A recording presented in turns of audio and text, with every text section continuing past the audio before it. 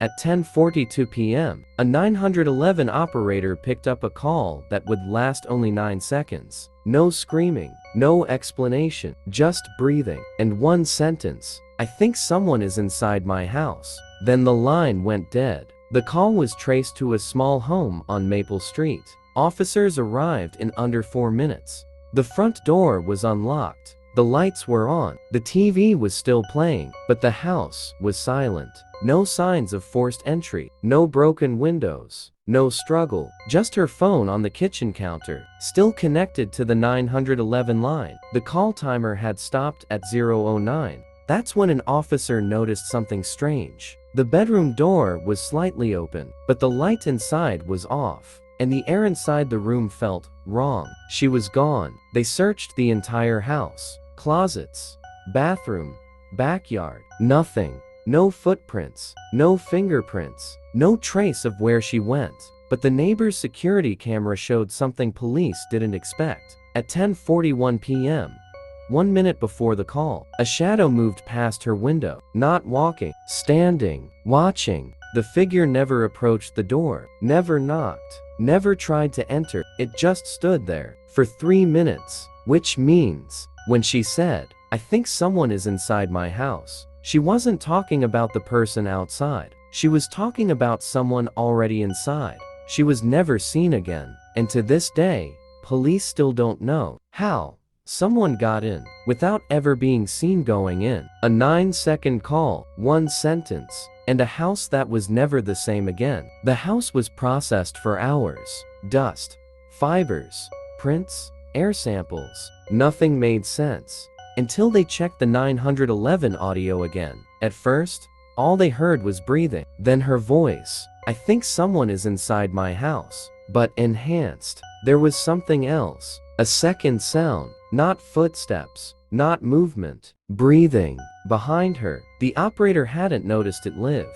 It was too faint. Too close to her phone. As if the microphone was picking up two people standing in the same room. Investigators tried to recreate it, standing where she likely stood in the kitchen. The acoustics didn't match, unless the second person was less than 3 feet away. Then they reviewed the neighbor's camera longer than before. The shadow at the window didn't move for 3 minutes. Because it wasn't a person, it was a reflection of someone standing inside her house. The camera had captured the living room window, and in the glass, a faint silhouette from inside, meaning the person she feared never came from outside. Her phone never left the kitchen counter. No backdoor activity, no window disturbance. Whoever was inside never left the house, which raised a question no one wanted to say out loud. If she vanished, and the intruder never exited, where did they go? That's when an officer noticed something almost invisible. A thin line in the ceiling. The attic hatch, slightly misaligned. It was shaped by knees and hands. Someone had been moving up there recently. In the far corner, they found it. A small pile of things that didn't belong. Empty water bottles, snack wrappers, a thin blanket. Someone had been living above her ceiling, watching her for days, maybe weeks. It was shaped by knees and hands. Someone had been moving up there recently. In the far corner, they found it. A small pile of things that didn't belong. Empty water bottles, snack wrappers, a thin blanket. Someone had been living above her ceiling, watching her for days, maybe weeks. And tucked inside the blanket, her missing house key. There were no signs of forced entry because they never needed to break in. When she made that call, the person wasn't entering the house. They were already climbing down. The breathing on the 911 call? It wasn't echo. It was him, standing behind her. Investigators believe she saw the attic dust on the floor, looked up, and realized she was never alone in her home. But the most disturbing part, there were no footprints leaving the attic. No prints leaving the house. Which means, after the 9-second call, he was still inside.